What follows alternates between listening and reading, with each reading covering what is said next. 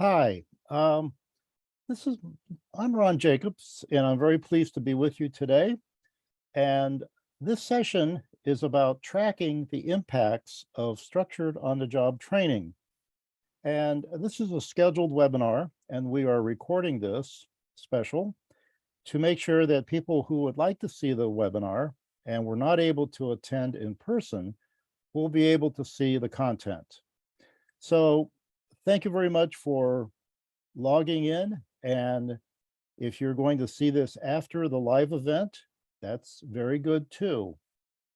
I'm going to share with you in today's webinar, presentation that I will be making in the week after next. And actually, it's a presentation that has the same title as the title of our session today. That has to do with tracking the financial impacts of structured on-the-job training, SOJT.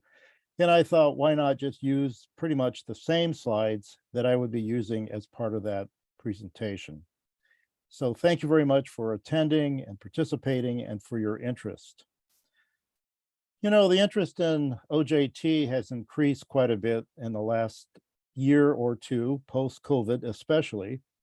And we know now that OJT continues to be the most logical way to acquire new skills. No other training approach combines learning and doing in the actual setting to the same extent. We know that OJT is unplanned, unstructured, and making the outcomes unpredictable and difficult to track for organizations. There's a sense of frustration among many organizations.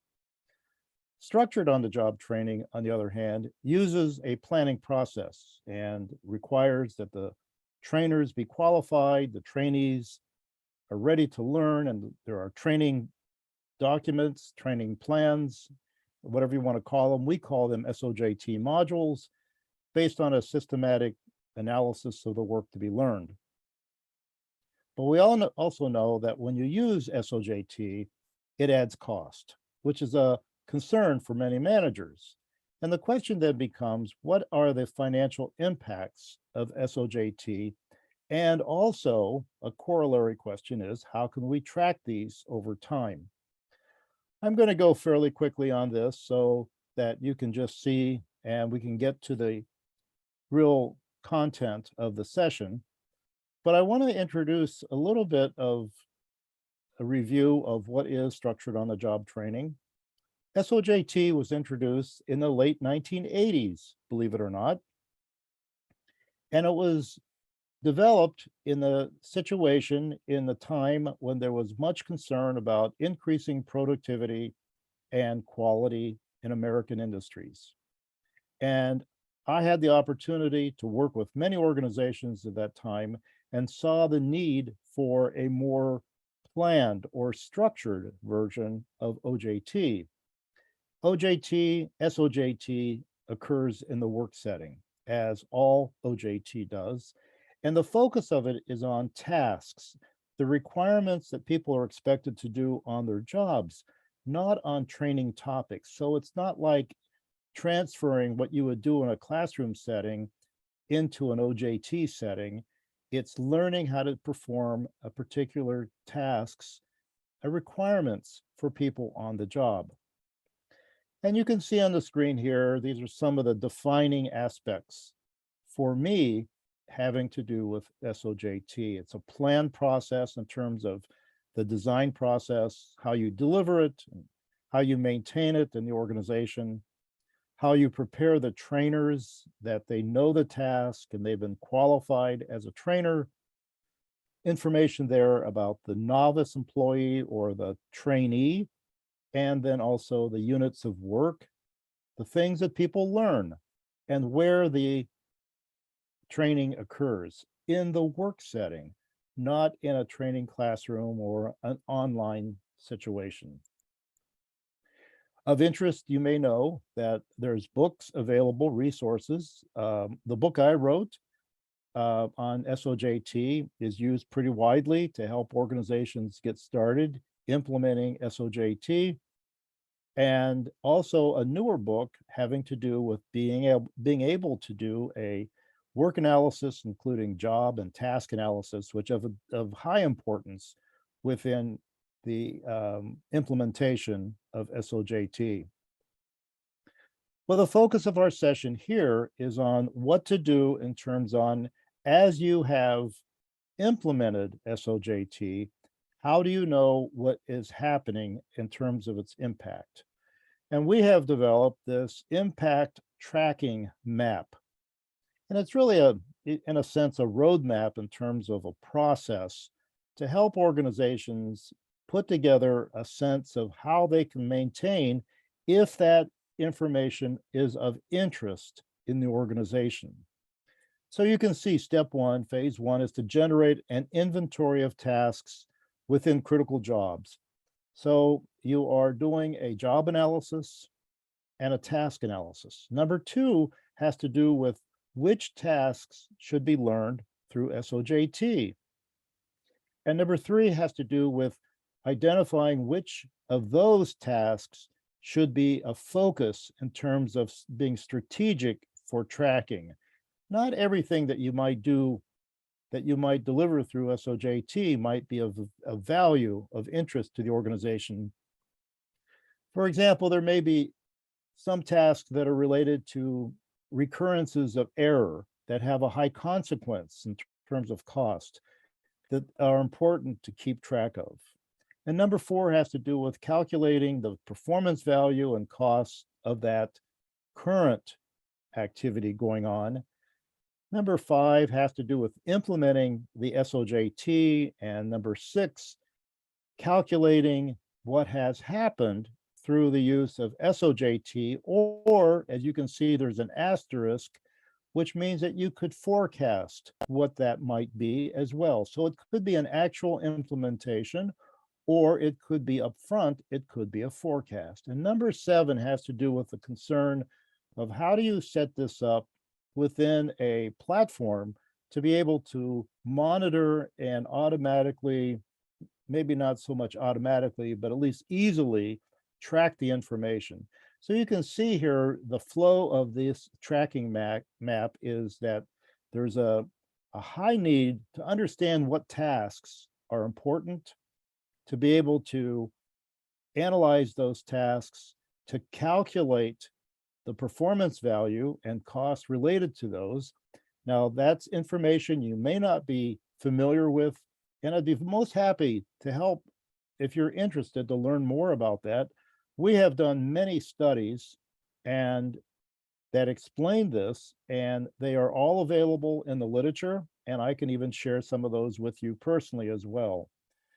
And also to look at the difference between what's happening from a traditional OJT perspective and an SOJT perspective in terms of how to track, how to keep track of what's happening. Well, in general,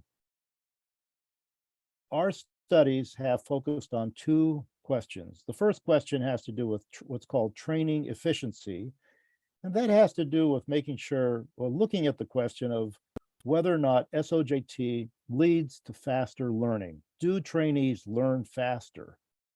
And if they do learn faster through SOJT, what is the financial implications of that? And as you can see in the top black box there, that we have found over time, over a long time, over 40 years worth of work, in general, SOJT reduces the training time by a factor of 4 to 6 units. So if it took, let's say, for example, 4 to 6 days to learn a task using traditional OJT, it would take 1 day using SOJT and that kind of thing. And so you can see there's also a calculated return on investment in terms of the proportion. $1 invested equals about $6 to $8 in return. This is important. A lot of people are asking, what's the difference between traditional OJT and SOJT? And one of the answers is that the impact is that there's about an average of about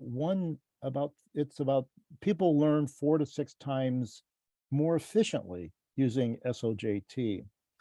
The other question that we are interested in is what's called training effectiveness. And that has to do with the outcomes of the work that people do in terms of after they perform a task, after they've learned about a task, and then how do they perform that task and the outcomes of that task. And so you can see on the screen here, there's a number of things over the years that we've looked at and found that all the time, there has been never a case where SOJT has not improved or changed the outcomes of when people perform a particular task.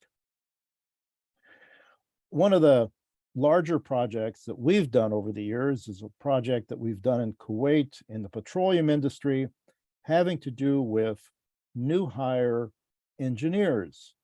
And this is a long extended training session, not like 1 day or 4 days or 6 days, but it has to do with 2 to 3 years of in-company training and what impact SOJT has in terms of making sure that these new hire engineers can function effectively in their jobs. And so this is some of the data that we've reported, and this is in a case study in the literature. If you're interested, that can be obtained, but we reduced the time from 55 months as an average. That's a long time to be training people to be an engineer, but that's what was happening. And you can see some of the list here of other outcomes as well.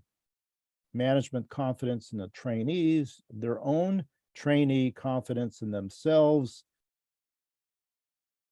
preferences by the trainers and the checkers. There was a system where there's an evaluator separate from the trainer, management involvement in the process, and promotability. People who were promoted eat more easily because they were shown that they've learned and they've progressed through the SOJT curriculum. Now, we are working on a project now. This is an example I'd like to share. And following the tracking map, this job title is called General Foreman or Assistant Superintendent. It's in a construction company, a large national construction company. The duty of focus, you can see there is conducting a vibration operation on newly poured concrete. And you can see the highlighted task. This is a very important set of work because of the error rate that occurs and the consequence of that error if it's not done properly. So just for the example here, we are focusing on this one task, A-0.7, operate the concrete vibrator on the poured areas. And as suggested in our roadmap, we did the analysis, job analysis, and we did the task analysis. And you can see this is part of the task, the SOJT training guide. This is a procedure analysis. This is what our approach looks like in terms of doing task analysis.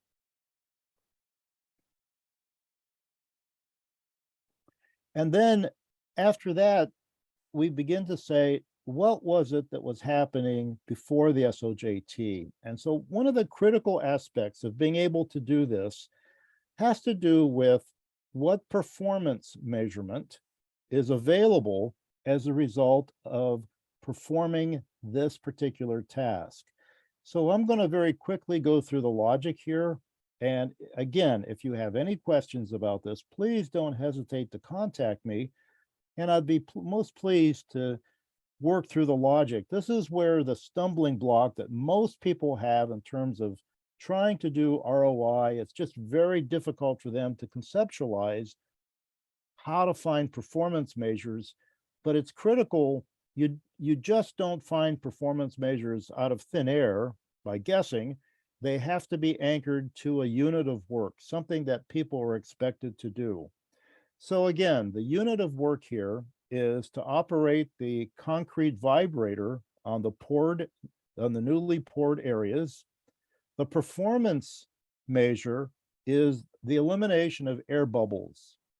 the occurrence of air bubbles in the poured concrete.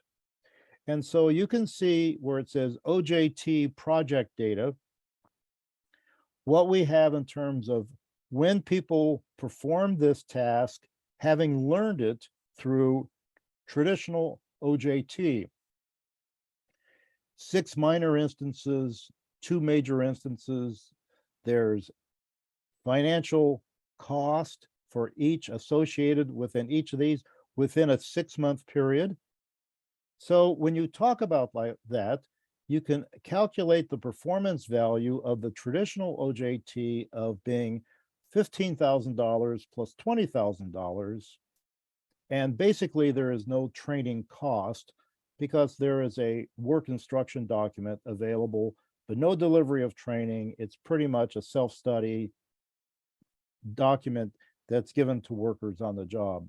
So what you have is about $35,000 worth of what I call not a benefit, of course, but a burden. And you can see the red arrow there where it says $35,000. And so from a forecast, and this is an ongoing project, we think we can reduce these errors. We can take away the 2 major instances, which are far more expensive, and we can reduce the occurrence of minor instances to no more than 1 every 6 months, which is a great savings from $35,000 to $2,500.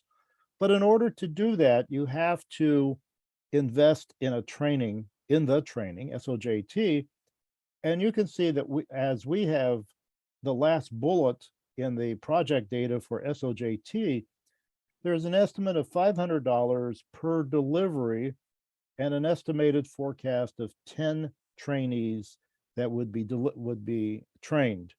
So that cost is $5,000. So if you add the $5,000 plus the $2,500, you get a burden on the organization of $7,500. What that means is that if you subtract one from the other, the benefit to the organization is that there's $27,500 in value by using SOJT on this particular task. This is important to recognize and important to track. There may be multiple tasks that the organization may want to keep track of. And this is one way of showing that. This is the calculation to do this. Now, what's interesting to note is that I should say that the Situate platform, the digital platform, once the data are entered, it'll do this information, it'll calculate the information and keep track of this information for you for each of the tasks that you've identified to track. So there's a digital way as to manage it and to report it on occasion as you want to do that from a management perspective. We went through this fairly quickly, but it's important to understand that this can be done. And the reason it can be done so easily in this case is because we are anchoring our efforts to a particular task. It's not something like a training classroom or a classroom course or an online course that may or may not have some relationship with actual work behavior, but this is linked to an actual task, something that people are required to do. And therefore, you're able to say, what is the outcome of performing this task? What are the consequences of not performing this particular task? And you can look at how people learned how to perform the task as a means to say, by learning this task in a particular way, it has an impact on the outcomes that are produced. This is very important because it not only demonstrates what it is that training can provide, but it helps you manage changes in the work so that you know which are the critical strategic tasks that have to be understood how to make sure that if there's any changes, how can you make sure that you are keeping track of those? There's a greater buy-in and commitment from stakeholders. When they see you can show results, there's an opportunity to make use of that greater trust in terms of making an impact in your organization. Of course, who wants to know this information? That has to be determined, could be management, it could be people in the field to help get their commitment to make sure that the SOJT is being delivered as it should be. This will all require, undoubtedly, some professional development of the training staff to make sure that they know how to do training, job analysis, task analysis, that they understand SOJT, and also they understand what I've described in terms of calculating the performance value. All of this is drawn from the literature. It's not just something that we've made up. It's something that we, over the last 30 to 40 years, have reported on innumerable case studies and can share with people as they are interested in.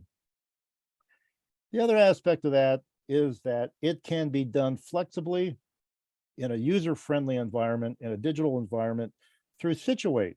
And Situate is set up to not only support the preparation of the training, the analysis of the work, preparation of the training, delivery of the training, and managing of trainees and trainers in that respect, but it can also be used in terms of tracking the impacts of the training afterwards as well. So thank you very much. I appreciate the opportunity to share this information with you. If you have any questions, please don't hesitate to send me an email, rljacobs@situate-training.com. Please visit our website to learn more about what we're doing. And if you're not already on our LinkedIn, my LinkedIn page, please do, because that's where a lot of information is shared as well.